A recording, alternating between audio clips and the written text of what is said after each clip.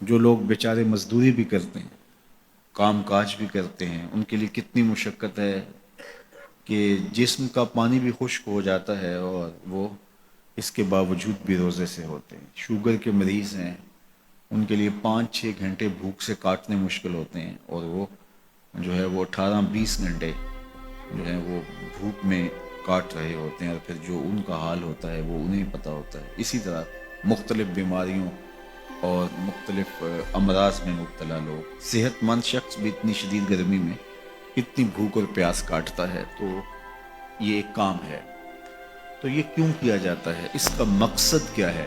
وہ مقصد کوئی مخفی مقصد نہیں ہے، کوئی پوشیدہ مقصد نہیں ہے جو معلوم نہ ہو، وہ قرآن نے بیان کر دیا، اور وہ کیا ہے؟ تقوی۔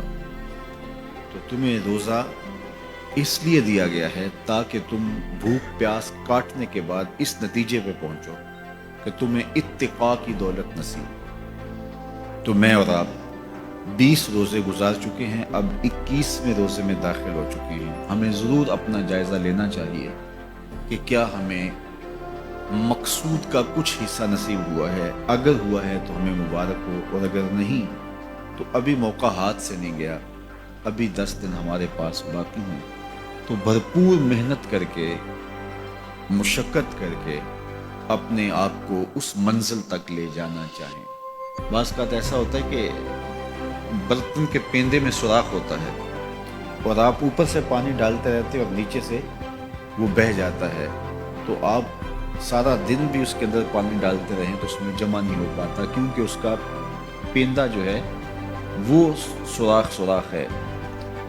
تو اگر ہم بھوک اور پیاس کاٹتے رہیں، کوئی نتیجہ نہ پیدا ہو رہا ہو، تو پھر ہمیں دیکھنا ہوگا کہ کہیں کوئی ایسا سکم تو نہیں ہے کہ جس سے ہمارا عمل جو ہے وہ پانی کی طرح بہہ رہا اور ضائع ہو رہا ہے، اور اندر کچھ بھی نہیں ٹھہر رہا۔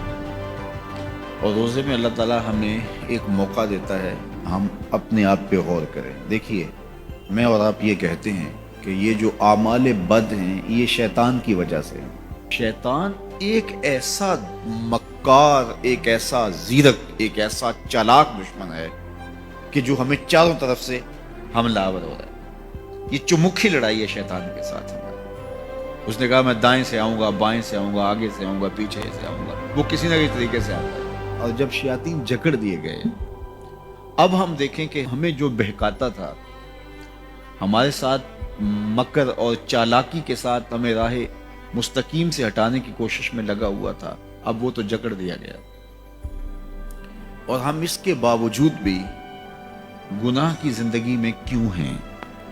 یہ میرے لیے اور آپ کے لیے ایک سوچنے کی بات ہے کہ جو چیز ہمارے بہکاوے کا سبب تھی وہ تو اب نہیں رہی، وہ تو جکڑ دی گئی، اور یہ پکی اور طے شدہ بات ہے کہ وہ واقعتاً جکڑ دیا گیا۔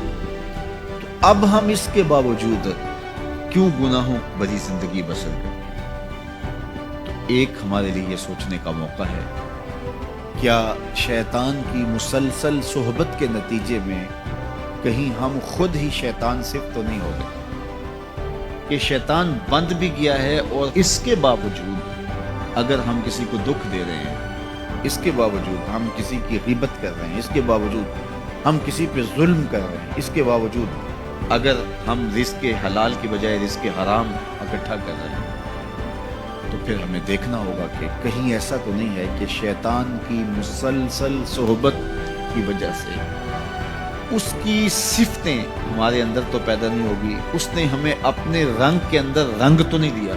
شیطان کی وجہ سے ہم اتنے شیطان وصف ہو گئے، شیطان صفت بن گئے کہ شیطان رخصت بھی ہو چکا، جکڑا بھی گیا، لیکن اپنی عادتیں، اپنے اوصاف، اپنا رنگ ہمارے اوپر چڑھا گیا۔ ہم جہاں تھے اور وہیں کے وہیں کھڑے ہیں، اور ماہ سیام ہر سال آتا ہے اور گزر جاتا ہے، اور ہم جہاں ہوتے ہیں پھر وہیں کے وہیں ہوتے ہیں۔ بہت سارے لوگ جو ہیں وہ تو 5 گانہ نماز بھی پڑھنے لگ جاتے ہیں، لیکن رمضان المبارک کے بعد عید کے دن بھی فجر کی نماز چھوڑ دیتے ہیں، اور پھر اس کے بعد نمازوں کا تسلسل۔ تو اس کی مثال بیان فرمائی کہ اس خاتون کی طرح جو سارا دن سوت کاٹتی تھی اور شام کو اپنے ہاتھ سے اس کاتے ہوئے سوت کو توڑ دیتی تھی۔